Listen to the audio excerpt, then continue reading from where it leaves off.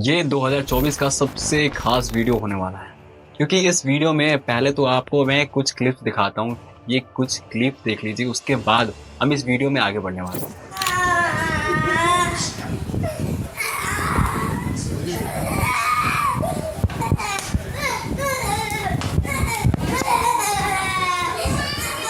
लेकिन उसके बच्चों पर बहुत से मुज़िर असरात भी होते हैं। मोबाइल फ़ोन के मुस्तकिल इस्तेमाल के कुछ मनफी असरात भी शामिल है। अगर आपका बच्चा भी मोबाइल बहुत ज़्यादा देखता है तो इसमें ट्यूमर होने का इम्कान ज़्यादा होता है। एक तहकीक में बताया गया है कि मोबाइल फ़ोन से खारिज होने वाली ताबकारी बच्चों में ट्यूमर का सबब बन सकती है।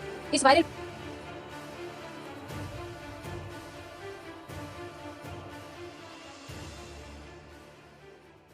क्लिप्स है अल्फा जनरेशन के। जी हाँ, वह जनरेशन जो 2010 से 2025 के बीच में जन्म लिए हैं, उन्हें हम कहते हैं अल्फा जनरेशन, जनरेशन अल्फा।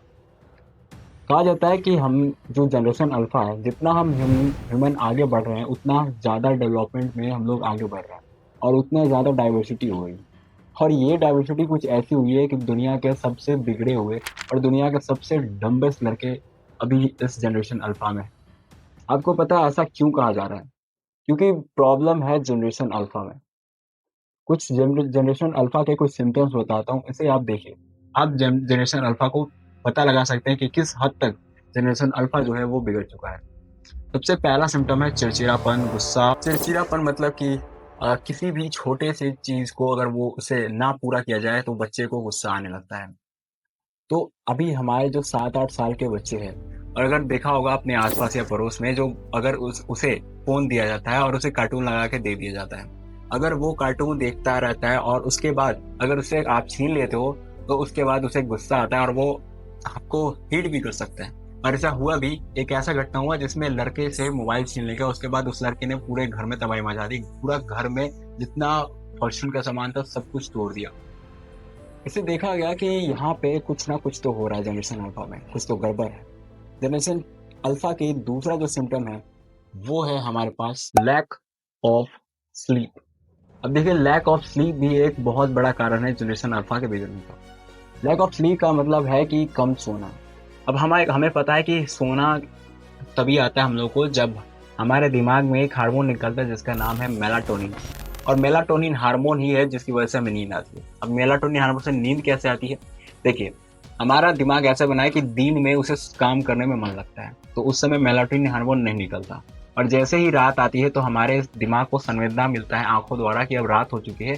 अब उस समय मेलाटोनिन हार्मोन निकलता है जिससे वजह से हमें रिलैक्स होने का मन करता है, क्योंकि हमने दिन भर काम किए होते हैं और दिन भर काम करने से हमारा दिमाग और शरीर के और भी पार्ट्स थोड़े से थक गए होते हैं। मतलब कि वो लगातार काम कर करके उसपे कुछ ना कुछ त्रुटि आ चुकी होती है। टूटे फूटे जो कोशिकाएं होती हैं, वो नींद की वजह से पूरी तरीके से रिलैक्स हो जाती है और अच्छी तरीके से फिट हो जाते हैं हम लोग सुबह सुबह। लेकिन यहाँ पे जनरेशन अल्फा में देखा गया है कि वो रात को भी अपना फोन लेकर नहीं छोड़ रहे हैं। रात को मोबाइल देखना सबसे खतरनाक है अल्फा जनरेशन के लिए, क्योंकि जब आप रात को मोबाइल देखते हो तो आपके दिमाग में हीट होता है कि अभी भी दिन है, इसलिए मेलाटोनिन हार्मोन निकलता है नहीं, जिसकी वजह से आपके आंखों में नींद की कमी हो जाती है और आप कम नींद लेते हो। और कम नींद का ही सबसे बड़ा कारण है कि आप सबसे ज़्यादा हार्ट अटैक्स आज देख रहे हो, वो नींद कम लेने के कारण भी हो रहा है। जैसा कि एक घटना हुआ था यूपी में, 5 साल की बच्ची जिसे हार्ट अटैक आया और वो मर गई केवल कार्टून देखते हुए।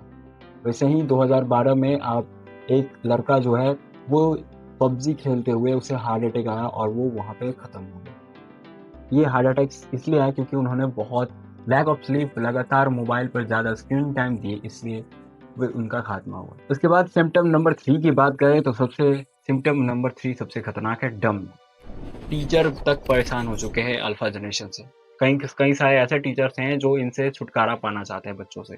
अभी कुछ बच्चों से पूछा गया कि भाई पानी कहाँ से आता है, तो वो बताते हैं कि मोबाइल से पानी निकलता है। ऐसे यहाँ तक डम्ड हो चुका है हमारा जो जनरेशन है।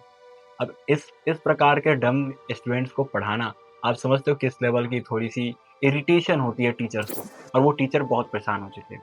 यहाँ तक कि टीचर्स ने कहा कि हम जो 7th क्लास का बच्चा है, उसको हम कंपैरिज़न करते हैं 5th क्लास के डिसेबल बच्चे से, जिसका आँख अंधा है वो अपने से पहले से ही, वो अच्छा पढ़ाई कर ले रहा है 7th क्लास के एक वेल डेवलप्ड बच्चे से।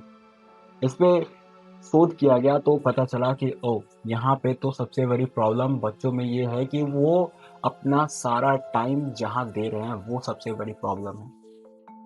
सिम्टम नंबर 4 के बारे में बात करें तो वो है हमारे पास डिप्रेशन और एंजाइटी। सिम्टम नंबर 4 है डिप्रेशन और एंजाइटी। छोटे-छोटे बच्चों लगभग 7 से 14 साल के बच्चों के बीच ये डिप्रेशन और एंजाइटी, पता नहीं इन लोगों को किस बात के डिप्रेशन और एंजाइटी हो रही है। ये छोटे-छोटे बात को लेकर बहुत ज़्यादा ओवरथिंकिंग कर रहे हैं, छोटे-छोटे बच्चे।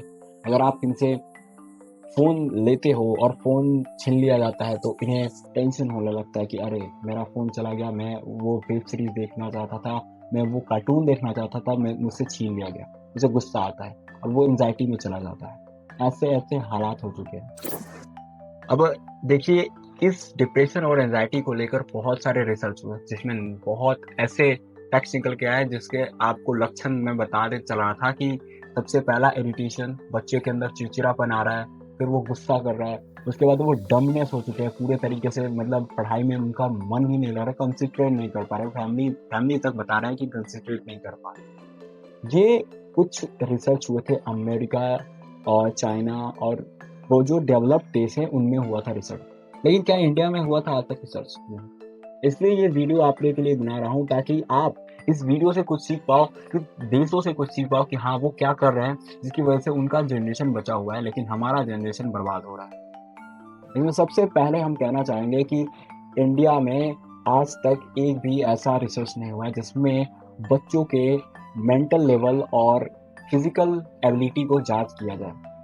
तो कहीं ना कहीं देखा जाए तो इंडिया थोड़ा सा इसमें पीछे है और कुछ पुअर कंट्रीज भी। हमें करना क्या चाहिए? सबसे पहले बात कर ले तो एक टेस्ट हुआ था, एक साइंटिस्ट ने टेस्ट किया था, एक बहुत बड़ा टेस्ट जिसमें चूहे को एक पिंजरे में रखा गया और उस चूहे को एक समय के अनुसार, एक निश्चित समय में उसे एक ऐसा फूड दिया जाता था जिसके अंदर ऐसे केमिकल्स थे जिससे चूहे को बहुत मजा मिलता था, डोपामिन मिलता था, जिसकी वजह से चूहा बहुत खुश होता था। अब वो उसी समय चूहा वो चीज बार बार खाने की कोशिश करता और वो बार बार उसके पास जाता, पिंजरे के पास जहाँ पे खाना मिलता था, और उसकी वजह से वो जो चूहा था वो एडिक्ट हो गया। अगर उसे वो खाना नहीं मिलता था तो फिर वो खाना की तरफ जाता भी नहीं था। ऐसा हो गया था चूहा का हाल। और ठीक उसी प्रकार से हमारे जो जनरेशन है उनके बच्चों का भी दिमाग होते जा रहा है। आपको पता है क्या हो रहा है?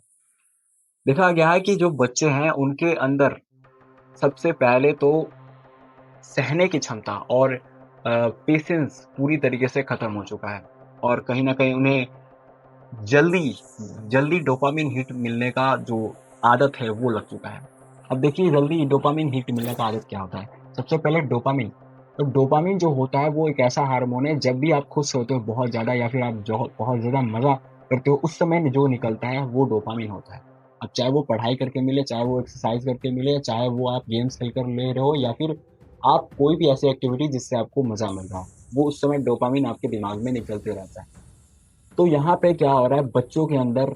सबसे पहली बात, जैसे आप कार्टून देख रहे हो तो कार्टून्स में होते हैं बहुत सारे कलर्स और बहुत सारे मूवमेंट्स होते हैं, जिसकी वजह से बच्चों के अंदर एक डोपामिन हिट निकलता है कि वाह, ये कितना सुंदर है, और वो उसी उसी लाइफ में जीना चाहते हैं, वो उस लाइफ में जाना चाहते हैं जिस लाइफ में वो एक स्क्रीन पे कार्टून दिख रहा है, और इसकी वजह से उन्हें इंस्टेंट प्लेजर मिल रहा है। वो कहीं ना कहीं दोस्तों से दूर होते जा रहे हैं, इसके कारण कहीं न कहीं वो उनकी सोशल लाइफ खराब हो रही है।